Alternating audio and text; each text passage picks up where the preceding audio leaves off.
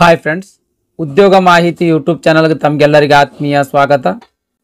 ಕರ್ನಾಟಕ ವಿಧಾನ ಪರಿಷತ್ತು ಅಂದ್ರೆ Karnataka legislative assembly ಒಳಗೆ ಖಾಲಿ ಇರುವ ಹುದ್ದೆಗಳ ನೇಮಕಾತಿಗಾಗಿ ಅಧಿಸೂಚನೆಯನ್ನ ಹೊರಡಿಸಿದ್ದಾರೆ. ಈ ಅಧಿಸೂಚನೆದ ಕಂಪ್ಲೀಟ್ ಮಾಹಿತಿ ಈ ವಿಡಿಯೋದೊಳಗಿರುತ್ತೆ. ಹಾಗಾಗಿ ವಿಡಿಯೋ ಸ್ಕಿಪ್ ಮಾಡಲಾರ್ದಂಗೆ ಕೊನೆ ತನಕ ನೋಡ್ರಿ. ಹುದ್ದೆಗಳು ಇವು ಗ್ರೂಪ್ ಡಿ ಹುದ್ದೆಗಳ್ರಿ. ಇವು ಗ್ರೂಪ್ ಡಿ ಹುದ್ದೆಗಳು. ಅದರಲ್ಲಿ ವಾಹನ ಚಾಲಕರು ಅಂತ 3 ಹುದ್ದೆಗಳು ಖಾಲಿ ಅದಾವ. ಹಾಗೆಯೇ ದಲಾಯತ್, ಕಾವಲುಗಾರ, sweeper cum scavenger, security guard ಅಂತ ಹೇಳಿ 29 ಹುದ್ದೆಗಳು ಖಾಲಿ ಅದಾವ. ಮೊದಲನೇದಾಗಿ ವಾಹನ ಚಾಲಕರು ಒಟ್ಟು 3 ಹುದ್ದೆಗಳು ಖಾಲಿ ಅದಾವ್ರಿ. ಈ ವಾಹನ ಚಾಲಕರ ಹುದ್ದೆಗಳಿಗೆ 21,400 ರೂಪಾಯಿ ಪ್ರತಿ ತಿಂಗಳಿಗೆ ಸ್ಯಾಲರಿ ಇರ್ತದೆ. ಈ 3 ಹುದ್ದೆಗಳು ಯಾವ ಕ್ಯಾಟಗರಿಗೆ ಮೀಸಲಾದವ ಅಂತ ಅನ್ನೋದ್ರ ಬಗ್ಗೆ ನೋಡೋದಾದ್ರೆ, ಪರಿಶಿಷ್ಟ ಜಾತಿ ಅಂದ್ರೆ SC ಕ್ಯಾಟಗರಿಗೆ 1 ಹುದ್ದೆ, ಜನರಲ್ ಕ್ಯಾಟಗರಿಗೆ 1 ಹುದ್ದೆ, ST ಕ್ಯಾಟಗರಿಗೆ 1 ಹುದ್ದೆ, ಹೀಗೆ 3 ಹುದ್ದೆಗಳ ಮೀಸಲಿರ್ತಕ್ಕಂಥದ್ದು. ನೆಕ್ಸ್ಟ್ ದಲಾಯತ್, ಕಾವಲುಗಾರ, ಸ್ಪೀಕರ್ ಕಮ್ ಸ್ಕ್ಯಾವೆಂಜರ್, ಆಮೇಲೆ ಸೆಕ್ಯೂರಿಟಿ ಗಾರ್ಡ್ಗಳ ಬಗ್ಗೆ ನೋಡೋದಾದ್ರೆ ಒಟ್ಟು 29 ಹುದ್ದೆಗಳು ಖಾಲಿ ಅದಾವೆ. ಈ ಹುದ್ದೆಗಳಿಗೆ 17,000 ರೂಪಾಯಿ ಪ್ರತಿ ತಿಂಗಳಿಗೆ ಸ್ಯಾಲರಿ ಇರ್ತದೆ. ಈ 29 ಹುದ್ದೆಗಳ ಯಾವ ಕ್ಯಾಟಗರಿಗೆ ಎಷ್ಟೆಷ್ಟು ಹುದ್ದೆಗಳು ಖಾಲಿ ಅದಾವ ಅಂತ ಇಲ್ಲಿ ಹುದ್ದೆಗಳ ವರ್ಗೀಕರಣ ಕೊಟ್ಟರೆ ಸ್ನೇಹಿತರೆ ದಯಮಾಡಿ ವಿಡಿಯೋ ಪಾಸ್ ಮಾಡಿ ನೋಡ್ರಿ. ಅದೇ ರೀತಿ ಉಳಿಕೆ ಮೂಲ ವೃಂದದ 3 ಹುದ್ದೆಗಳದಾವ. ಅಂದ್ರೆ ಹೈದರಾಬಾದ್ ಕರ್ನಾಟಕದ ಅಭ್ಯರ್ಥಿಗಳಿಗೆ ಈ 3 ಹುದ್ದೆಗಳ ಮೀಸಲಿರ್ತಕ್ಕಂಥದ್ದು. ಈ ಹುದ್ದೆಗಳಿಗೆ ಅರ್ಜಿ ಸಲ್ಲಿಸ್ಲಾಕ ಏಪ್ರಿಲ್ 5, 2024 ಕೊನೆಯ ದಿನಾಂಕ ಇರ್ತದೆ. ಟೋಟಲಿ ಈ ಅರ್ಜಿಯನ್ನ ಆಫ್ಲೈನ್ ಮೂಲಕ ಸಲ್ಲಿಸ್ಬೇಕು. ಆಫ್ಲೈನ್ ಮೂಲಕ ಅರ್ಜಿ ಸಲ್ಲಿಸ್ಬೇಕು. ಗವರ್ನಮೆಂಟ್ ಪ್ರಿಂಟಿಂಗ್ ಪ್ರೆಸ್ ಒಳಗೆ ಅರ್ಜಿದ ಫಾರ್ಮೆಟ್ ಸಿಗ್ತದೆ.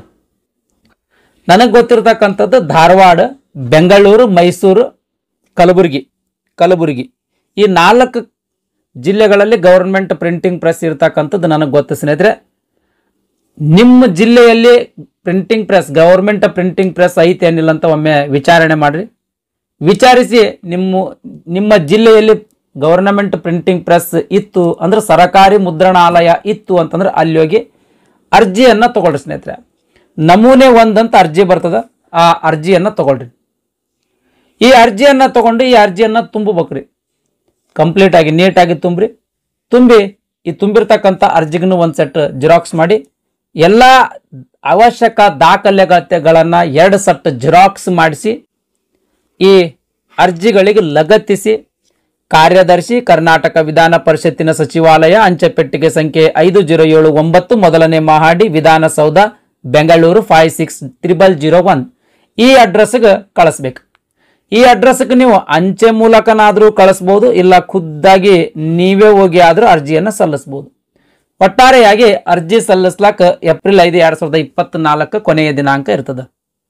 ನೆಕ್ಸ್ಟ್ ಅರ್ಜಿ ಶುಲ್ಕದ ಬಗ್ಗೆ ನೋಡೋದಾದ್ರೆ, ಸಾಮಾನ್ಯ ವರ್ಗದ ಅಭ್ಯರ್ಥಿಗಳಿಗೆ 600 ರೂಪಾಯಿ, ಪ್ರವರ್ಗ 2A, 2B, 3A, 3Bಗೆ ಸೇರಿದ ಅಭ್ಯರ್ಥಿಗಳಿಗೆ 300 ರೂಪಾಯಿ, ಮಾಜಿ ಸೈನಿಕ ಅಭ್ಯರ್ಥಿಗಳಿಗೆ 50 ರೂಪಾಯಿ, ಈ ರೀತಿ ಅರ್ಜಿ ಶುಲ್ಕ ಇರ್ತದೆ. ಇನ್ನು SC, ST ಕ್ಯಾಟಗರಿ 1 ಮತ್ತು ಅಂಗವಿಕಲ ಅಭ್ಯರ್ಥಿಗಳಿಗೆ ಯಾವುದೇ ರೀತಿ ಅರ್ಜಿ ಶುಲ್ಕ ಇರಂಗಿಲ್ಲ. ಅರ್ಜಿ ಶುಲ್ಕ ಯಾವ ರೀತಿ ತುಂಬಬೇಕು? ಯಾವುದಾದ್ರೂ ನ್ಯಾಷನಲೈಸ್ಡ್ ಬ್ಯಾಂಕಿನಲ್ಲಿ ಹೋಗಿ ನೀವು DD ತೆಗಿಸ್ಬೇಕು. ಇಲ್ಲ ಅಂತಂದ್ರೆ ಪೋಸ್ಟ್ ಆಫೀಸ್ ಇರ್ತದಲ್ಲ, ಈ ಪೋಸ್ಟ್ ಆಫೀಸ್ ಒಳಗೆ ಪೋಸ್ಟಲ್ ಆರ್ಡರ್ ಅಂತ ಬರ್ತದ, ಆ ಪೋಸ್ಟಲ್ ಆರ್ಡರ್ ಕೂಡ ಮಾಡಿಸ್ಬೋದು. ನೀವು ಬ್ಯಾಂಕಿನಲ್ಲಿ ಹೋಗಿ DD 600 ರೂಪಾಯಿದು DD ಕೊಡ್ರಿ ಅಂತ ಹೇಳಿ ಕೇಳಿದ್ರೆ ಅವರು DD ಕೊಡ್ತಾರ. ಅವರು ಒಂದು ನಿಮಗೇನು ಕೇಳ್ತಾರ ಅಂದ್ರೆ ಯಾರ ಹೆಸರಿನ ಮೇಲೆ DD ಕೊಡ್ಲಿಪ್ಪ ಅಂತ ಕೇಳ್ತಾರ ಅವರು.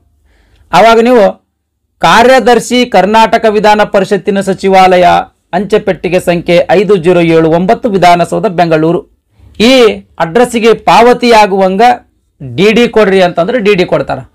ಇಂಡಿಯನ್ ಪೋಸ್ಟಲ್ ಆರ್ಡರ್ ಕೂಡ ಸೇಮ್ ಸ್ನೇಹಿತರೆ. ಈ ಒಂದು ಕಾರ್ಯದರ್ಶಿ, ಕರ್ನಾಟಕ ವಿಧಾನ ಪರಿಷತ್ತಿನ ಸಚಿವಾಲಯ, ಅಂಚೆ ಪೆಟ್ಟಿಗೆ ಸಂಖ್ಯೆ 5079, ವಿಧಾನಸೌಧ, ಬೆಂಗಳೂರು 560001 ಈ ವಿಳಾಸಕ್ಕೆ ಪಾವತಿಯಾಗುವಂಗ ಪೋಸ್ಟಲ್ ಆರ್ಡರ್ ಕೊಡ್ರಿ ಅಂತಂದ್ರೆ ಅವ್ರು ಕೊಡ್ತಾರ. ಒರಿಜಿನಲ್ DD ಅಥವಾ ಪೋಸ್ಟಲ್ ಆರ್ಡರ್ ಅನ್ನ ಏನು ಅಪ್ಲಿಕೇಶನ್ ತುಂಬಿರ್ತಿರಲ್ಲ ಆ ಅಪ್ಲಿಕೇಶನ್ಗೆ ಲಗತ್ತಿಸಿ ಏನು ಅಡ್ರೆಸ್ ಅದಲ್ಲ ಆ ಅಡ್ರೆಸ್ ಕಳಿಸ್ಬೇಕು ಸ್ನೇಹಿತರೆ. ನೆಕ್ಸ್ಟ್ ವಿದ್ಯಾರ್ಹತೆ ಬಗ್ಗೆ ನೋಡೋಣ ಸ್ನೇಹಿತರೆ. ಮೊದಲನೇದಾಗಿ ವಾಹನ ಚಾಲಕರ ಬಗ್ಗೆ ನೋಡೋಣ ಸ್ನೇಹಿತರೆ. ಈ ವಾಹನ ಚಾಲಕರ ಹುದ್ದೆಗಳಿಗೆ ಅರ್ಜಿ ಸಲ್ಲಿಸಬೇಕಾಗಿತ್ತು ಅಂತಂದ್ರೆ ಎಜುಕೇಶನ್ ಕ್ವಾಲಿಫಿಕೇಶನ್ ಏನಾಗಿರ್ಬೇಕು ಅಂತ ಅನ್ನೋದ್ರ ಬಗ್ಗೆ ನೋಡೋದಾದ್ರೆ SSLC ಪಾಸ್ ಆದ್ರೆ ಸಾಕು ಸ್ನೇಹಿತರೆ. SSLC ಪಾಸ್ ಆಗಿರ್ತಕ್ಕಂಥ ಎಲ್ಲಾ ಅಭ್ಯರ್ಥಿಗಳು ಈ ಹುದ್ದೆಗಳಿಗೆ ಅರ್ಜಿಯನ್ನ ಸಲ್ಲಿಸಬಹುದು. ಆದರೆ ಮೋಟಾರು ಕಾರು ಅಥವಾ ಭಾರೀ ವಾಹನಗಳ ಚಾಲನೆ ಪರವಾನಗಿಯನ್ನು ಹೊಂದಿರಬೇಕು. ಅಂದ್ರೆ heavy driving motor vehicle licence ಅನ್ನು ಹೊಂದಿರಬೇಕು. ಅದೇ ರೀತಿ ಪ್ರಥಮ ಚಿಕಿತ್ಸೆಯ ಪ್ರಮಾಣ ಪತ್ರವನ್ನ ಹೊಂದಿರಬೇಕು. ಇದು ಫಸ್ಟ್ ಟೈಮ್ ಕೇಳಾಕುತ್ತೀನಿ ನಾ. ಪ್ರಥಮ ಚಿಕಿತ್ಸೆಯ ಪ್ರಮಾಣ ಪತ್ರವನ್ನ ಹೊಂದಿರಬೇಕು ಅಂತ ಕೇಳಿರ್ತಕ್ಕಂಥದ್ದು. ಅದೇ ರೀತಿ ಮೋಟಾರು ಕಾರು ಚಾಲನೆಯಲ್ಲಿ ಅಂದ್ರೆ ಮೋಟಾರು ಕಾರು ಡ್ರೈವಿಂಗ್ ಮಾಡೋದ್ರೊಳಗೆ 3 ವರ್ಷದ ಎಕ್ಸ್ಪೀರಿಯನ್ಸ್ ಇತ್ತು ಅಂತಂದ್ರೆ ಈ ವಾಹನ ಚಾಲಕರು ಹುದ್ದೆಗಳಿಗೆ ಅರ್ಜಿಯನ್ನ ಸಲ್ಲಿಸಬಹುದು. ನೆಕ್ಸ್ಟ್ ಗ್ರೂಪ್ ಡಿ ಅಂತ ಬರ್ತದೆ. ಅಂದ್ರೆ ದಲಾಯತ್, ಆಮೇಲೆ ಸೆಕ್ಯೂರಿಟಿ ಗಾರ್ಡ್, ಇವೇನು ಗ್ರೂಪ್ ಡಿ ಹುದ್ದೆಗಳದಾವಲ್ರಿ, ಈ ಹುದ್ದೆಗಳಿಗೆ ಅರ್ಜಿ ಸಲ್ಲಿಸಬೇಕಾಗಿತ್ತು ಅಂದ್ರೆ ಜಸ್ಟ್ SLC ಪಾಸ್ ಆದ್ರೆ ಸಾಕು. 10ನೇ ತರಗತಿ ಪಾಸ್ ಆದಂತ ಎಲ್ಲಾ ಅಭ್ಯರ್ಥಿಗಳು ಈ ಗ್ರೂಪ್ ಡಿ ಹುದ್ದೆಗಳಿಗೆ ಅರ್ಜಿಯನ್ನ ಸಲ್ಲಿಸಬಹುದು. ನೆಕ್ಸ್ಟ್ ವಯೋಮಿತಿ ಬಗ್ಗೆ ನೋಡೋಣ ಸ್ನೇಹಿತರೆ.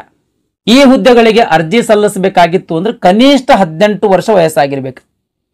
ಈ ಹುದ್ದೆಗಳಿಗೆ ಅರ್ಜಿ ಸಲ್ಲಿಸಬೇಕಾಗಿತ್ತಂದ್ರೆ ಕನಿಷ್ಠ 18 ವರ್ಷ ವಯಸ್ಸಾಗಿರ್ಬೇಕು. ಇನ್ನು ಗರಿಷ್ಠ ವಯೋಮಿತಿ ಬಗ್ಗೆ ನೋಡೋದಾದ್ರೆ ಸಾಮಾನ್ಯ ವರ್ಗದ ಅಭ್ಯರ್ಥಿಗಳಿಗೆ 35 ವರ್ಷ, ಪ್ರವರ್ಗ 2A 2B 3A 3Bಗೆ ಸೇರಿದ ಅಭ್ಯರ್ಥಿಗಳಿಗೆ 38 ವರ್ಷ, ಪರಿಶಿಷ್ಟ ಜಾತಿ ಪರಿಶಿಷ್ಟ ಪಂಗಡ ಪ್ರವರ್ಗ 1ಕ್ಕೆ ಸೇರಿದ ಅಭ್ಯರ್ಥಿಗಳಿಗೆ 40 ವರ್ಷ. ಈ ರೀತಿ ಗರಿಷ್ಠ ವಯೋಮಿತಿ ಆಗಿರ್ತದೆ ಸ್ನೇಹಿತರೆ. ಈ ಗರಿಷ್ಠ ವಯೋಮಿತಿಯ ಮೇಲೆ ಎಲ್ಲಾ ಕ್ಯಾಟಗರಿಯ ಅಭ್ಯರ್ಥಿಗಳಿಗೆ 2 ವರ್ಷದ ಏಜ್ ರಿಲ್ಯಾಕ್ಸೇಷನ್ ಕೊಟ್ಟರು. 2 ವರ್ಷದ ಏಜ್ ರಿಲ್ಯಾಕ್ಸೇಷನ್ ಅನ್ನು ಕೊಟ್ಟಿರ್ತಕ್ಕಂಥದ್ದು ಸ್ನೇಹಿತರೆ. ಅಂದ್ರೆ ಸಾಮಾನ್ಯ ವರ್ಗದ ಅಭ್ಯರ್ಥಿಗಳಿದ್ರಿ ಅಂತಂದ್ರೆ 35 + 2 37 ವರ್ಷ. ಆಮೇಲೆ ಕ್ಯಾಟಗರಿ 2A 2B 3A 3Bಗೆ ಸೇರಿದ ಅಭ್ಯರ್ಥಿಗಳಿದ್ರಿ ಅಂದ್ರೆ 38 + 2 ವರ್ಷ 40 ವರ್ಷ. ಆಮೇಲೆ SC ST ಕ್ಯಾಟಗರಿ 1ಗೆ ಸೇರಿದ ಅಭ್ಯರ್ಥಿಗಳಿಗೆ 40 + 2 42 ವರ್ಷ. ಈ ರೀತಿ ವಯೋಮಿತಿ ಆಗಿರ್ತದೆ ಸ್ನೇಹಿತರೆ. ಗವರ್ನಮೆಂಟ್ ಪ್ರಿಂಟಿಂಗ್ ಪ್ರೆಸ್ ಇಂದ ಅರ್ಜಿ ಫಾರ್ಮೆಟ್ ತಗೊಂಡಿರಿ, ನಮೂನೆ 1 ಅರ್ಜಿ ಫಾರ್ಮೆಟ್ ತಗೊಂಡಿರಿ, ಅರ್ಜಿ ಫಾರ್ಮೆಟ್ ನೀಟಾಗಿ ತುಂಬಿದ್ರಿ ಅಂತ ತಿಳ್ಕೊಂಡ್ರಿ. ತುಂಬಿದ ಮೇಲೆ ಆ ಅರ್ಜಿಗೆ ಏನೇನು ಡಾಕ್ಯುಮೆಂಟ್ಸ್ಗಳು ಲಗತ್ತಿಸಬೇಕು ಅಂತ ಅನ್ನೋದ್ರ ಬಗ್ಗೆ ನೋಡೋಣ ಸ್ನೇಹಿತರೆ. ಮೊದಲನೇದು ಹುಟ್ಟಿದ ತಾರೀಕಿಗೆ ಆಧಾರದ ದಾಖಲೆ ಪತ್ರ, ಅಂದ್ರೆ ಡೇಟ್ ಆಫ್ ಬರ್ತ್ ಪ್ರೂಫ್ಗಾಗಿ ಯಾವುದಾದ್ರೂ ಒಂದು ಸರ್ಟಿಫಿಕೇಟ್, ಅದು ಡೇಟ್ ಆಫ್ ಬರ್ತ್ ಸರ್ಟಿಫಿಕೇಟ್ ಆಗಿರಬಹುದು ಅಥವಾ SSLC ಮಾರ್ಕ್ಸ್ ಕಾರ್ಡ್ ಆಗಿರಬಹುದು.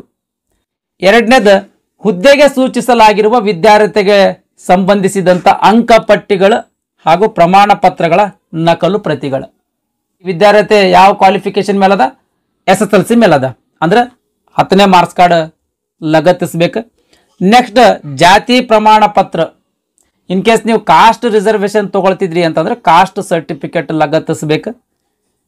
4ನೇದು ಗೆಜೆಟೆಡ್ ಅಧಿಕಾರಿಗಳಿಂದ ಪಡೆದಿರ್ತಕ್ಕಂಥ 6 ತಿಂಗಳೊಳಗಿನ ನಡತೆ ಪ್ರಮಾಣ ಪತ್ರ. ಗೆಜೆಟೆಡ್ ಆಫೀಸರ್ಸ್ ಅಂದ್ರೆ ಈ ಗ್ರೀನ್ ಇಂಕ್ ಯಾರು ಸೈನ್ ಮಾಡ್ತಾರಲ್ಲ ಅವರು ಗೆಜೆಟೆಡ್ ಆಫೀಸರ್. 2 ಗೆಜೆಟೆಡ್ ಆಫೀಸರ್ ಕಡೆಯಿಂದ 2 ನಡತೆ ಪ್ರಮಾಣ ಪತ್ರ ಅಥವಾ ಕ್ಯಾರೆಕ್ಟರ್ ಸರ್ಟಿಫಿಕೇಟ್ ಅನ್ನ ನೀವು ತಗೊಳ್ಬೇಕು ಸ್ನೇಹಿತರೆ. ಆ ಕ್ಯಾರೆಕ್ಟರ್ ಸರ್ಟಿಫಿಕೇಟ್ ಮೇಲೆ ಆ ಗೆಜೆಟೆಡ್ ಆಫೀಸರ್ದ ಸಿಲ್ ಮತ್ತು ಸಿಗ್ನೇಚರ್ ಇರಬೇಕು. ಲಾಸ್ಟ್ ಯಾವ ಸ್ಕೂಲ್ ಅಥವಾ ಕಾಲೇಜಿಂದ ಎಜುಕೇಶನ್ ಮುಗಿದಲ್ಲ ಆ ಕಾಲೇಜ್ ಸ್ಕೂಲ್ ಅಥವಾ ಕಾಲೇಜಿನಿಂದ ನೀವು ವ್ಯಾಸಂಗ ಪ್ರಮಾಣ ಪತ್ರವನ್ನ ಪಡ್ಕೊಳ್ಬೇಕು. ನೆಕ್ಸ್ಟ್ ಏನಾದರೂ ಮೀಸಲಾತಿ ಕೋರ್ತಿದ್ರಿ ಅಂದ್ರೆ ಅದಕ್ಕೆ ಸಂಬಂಧಿಸಿದಂತ ಪ್ರಮಾಣ ಪತ್ರಗಳು, ಉದಾಹರಣೆಗೆ ಕನ್ನಡ ಮಾಧ್ಯಮ ಅಂತ ರಿಸರ್ವೇಶನ್ ತಗೊಳ್ಳೋದಾಗ್ಲಿ, ಗ್ರಾಮೀಣ ಅಭ್ಯರ್ಥಿ ಅಂತ ರಿಸರ್ವೇಶನ್ ತಗೊಳ್ಳೋದಾಗ್ಲಿ, ಮಾಜಿ ಸೈನಿಕ ಅಭ್ಯರ್ಥಿ ಅಂತ ರಿಸರ್ವೇಶನ್ ತಗೊಳ್ಳೋದಾಗ್ಲಿ, ಅಂಗವಿಕಲ ಅಭ್ಯರ್ಥಿ ಅಂತ ರಿಸರ್ವೇಶನ್ ತಗೊಳ್ಳೋದಾಗ್ಲಿ, ಆಮೇಲೆ ಯೋಜನಾ ನಿರಾಶ್ರಿತರಂತ ರಿಸರ್ವೇಶನ್ ತಗೊಳ್ಳೋದಾಗ್ಲಿ, ಈ ರೀತಿ ರಿಸರ್ವೇಶನ್ ತಗೊಳ್ತಿದ್ರೆ ಅಂದ್ರೆ ಅದಕ್ಕೆ ಸಂಬಂಧಿಸಿದಂತ ಪ್ರಮಾಣ ಪತ್ರಗಳು ಆ ಅರ್ಜಿ ಜೊತೆಗೆ ಲಗತ್ತಿಸ್ಬೇಕು ಸ್ನೇಹಿತರೆ. ಅರ್ಜಿ ಜೊತೆಗೆ ಲಗತ್ತಿಸಿ ಏಪ್ರಿಲ್ 5, 2024 ಏನ್ ಅಡ್ರೆಸ್ ಹೇಳಿನಲ್ರಿ ಆ ಅಡ್ರೆಸ್ಗೆ ಕಳಿಸ್ಬೇಕು. ನೆಕ್ಸ್ಟ್ ಆಯ್ಕೆಯ ವಿಧಾನದ ಬಗ್ಗೆ ನೋಡೋಣ ಸ್ನೇಹಿತರೆ. ಅಂದ್ರೆ ಅರ್ಜಿ ಸಲ್ಲಿಸಿದ ಮೇಲೆ ನೇಮಕಾತಿ ಯಾವ ರೀತಿ ಮಾಡಿಕೊಳ್ಳಲಾಗ್ತದ ಅಂತ ಅನ್ನೋದ್ರ ಬಗ್ಗೆ ನೋಡೋದಾದ್ರೆ, ವಾಹನ ಚಾಲಕರು ಹುದ್ದೆಗಳಿಗೆ ಯಾರು ಅರ್ಜಿ ಸಲ್ಲಿಸಿರೋ ಅವರಿಗೆ ಪ್ರಾದೇಶಿಕ ಸಾರಿಗೆ ಅಧಿಕಾರಿ ಅಂದ್ರೆ RTO ಆಫೀಸರ್ ವಾಹನ ಚಾಲನಾ ಪರೀಕ್ಷೆಯನ್ನು ತಗೊಳ್ತಾರೆ. ಒಂದು ಡ್ರೈವಿಂಗ್ ಸಂಬಂಧಪಟ್ಟಂಗೆ ಒಂದು ಟೆಸ್ಟ್ ತಗೊಳ್ತಾರೆ. ಇದರಲ್ಲಿ ಪಾಸ್ ಆದಂತ ಅಭ್ಯರ್ಥಿಗಳಿಗೆ ಸಂದರ್ಶನಕ್ಕೆ ಆಯ್ಕೆ ಮಾಡ್ತಾರೆ. ಈ ಸಂದರ್ಶನದಲ್ಲಿ ಪಾಸ್ ಆದಂತ ಅಭ್ಯರ್ಥಿಗಳನ್ನ ವಾಹನ ಚಾಲಕರು ಅಂತ ನೇಮಕಾತಿ ಮಾಡಿಕೊಳ್ತಾರೆ. ನೆಕ್ಸ್ಟ್ ಇನ್ನು ಗ್ರೂಪ್ ಡಿ ಹುದ್ದೆಗಳಿಗೆ ಅರ್ಜಿ ಸಲ್ಲಿಸಿದ್ರಿ ಅಂತ ತಿಳ್ಕೊಳ್ರಿ. ಈ ಗ್ರೂಪ್ ಡಿ ಹುದ್ದೆಗಳಿಗೆ ಅರ್ಜಿ ಸಲ್ಲಿಸಿರ್ತಕ್ಕಂಥ ಅಭ್ಯರ್ಥಿಗಳಿಗೆ ಇಂಟರ್ವ್ಯೂ ಆಧಾರದ ಮೇಲೆ ಅಥವಾ ಸಂದರ್ಶನದ ಆಧಾರದ ಮೇಲೆ ನೇಮಕಾತಿಯನ್ನ ಮಾಡಲಾಗ್ತದೆ. ಕೆಲವು ಪ್ರಮುಖ ಸೂಚನೆಗಳದಾವ್ರಿ. ಅದರಲ್ಲಿ ನೋಡ್ರಿ, ಹುದ್ದೆಯ ಹೆಸರನ್ನು ಹಾಗೂ ಅರ್ಜಿದಾರರ ಹೆಸರು ಮತ್ತು ಅಂಚೆ ವಿಳಾಸವನ್ನ ದಪ್ಪ ಅಕ್ಷರಗಳಲ್ಲಿ ನಮೂದಿಸಬೇಕು ಅಂತ ಮೆನ್ಷನ್ ಮಾಡಿದ್ದಾರೆ.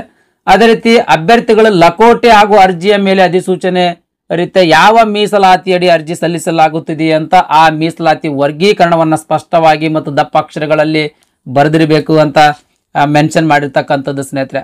ಅಂದ್ರೆ ಈಗ ಒಂದು ಈ ರೀತಿ ಎನ್ವೆಲಪ್ ತಗೋಬೇಕು. ನೀವೇನು ಫಾರ್ಮ್ಗಳು ತುಂಬಿರ್ತೀರಿ, ಅದಕ್ಕೆ ಏನು ಡಾಕ್ಯುಮೆಂಟ್ಸ್ ಹಚ್ಚಿರ್ತೀರಿ, ಈ ಅಪ್ಲಿಕೇಶನನ್ನು ಈ ಎನ್ವೆಲಪ್ನಾಗ ಹಾಕಿ ಕಳಿಸುವಂಥ ಸಂದರ್ಭದಲ್ಲಿ ಈ ಎನ್ವೆಲಪ್ ಮೇಲೆ ಹುದ್ದೆ ಹೆಸರೇನು, ಆಮೇಲೆ ನಿಮ್ದು ಅಡ್ರೆಸ್ ಯಾವುದು, ನಿಮ್ದು ಪರ್ಮನೆಂಟ್ ಅಡ್ರೆಸ್ ಯಾವುದು ಅಂತ ದಪ್ಪ ಅಕ್ಷರಗಳಲ್ಲಿ ಬರಿಬೇಕು ಅಂತ ಮೆನ್ಷನ್ ಮಾಡಿರ್ತಕ್ಕಂಥದ್ದು ಸ್ನೇಹಿತರೆ. ಇದಿಷ್ಟು ಕರ್ನಾಟಕ ವಿಧಾನ ಪರಿಷತ್ತು ಅಥವಾ ಕರ್ನಾಟಕ ವಿಧಾನ ಪರಿಷತ್ತಿನ ಸಚಿವಾಲಯದಿಂದ ಹೊರಡಿಸಿರ್ತಕ್ಕಂಥ ಅಧಿಸೂಚನೆಯ ಸಂಪೂರ್ಣವಾದಂಥ ಮಾಹಿತಿಯಾಗಿತ್ತು. ಈ ವಿಡಿಯೋ ನಿಮಗೆ ಇಷ್ಟ ಆಗಿತ್ತು ಅಂದ್ರೆ ದಯಮಾಡಿ ಲೈಕ್ ಬಟನ್ ಮೇಲೆ ಪ್ರೆಸ್ ಮಾಡಿರಿ. ಅದೇ ರೀತಿ ನಿಮ್ಮ ಫ್ರೆಂಡ್ಸರಿಗೂ ಕೂಡ ಶೇರ್ ಮಾಡಿರಿ ಅಂತ ವಿನಂತಿಸಿಕೊಳ್ತಾ ಇವತ್ತಿನ ವಿಡಿಯೋವನ್ನು ಮುಗಿಸ್ತಾ ಇದ್ದೀನಿ. ಧನ್ಯವಾದಗಳು.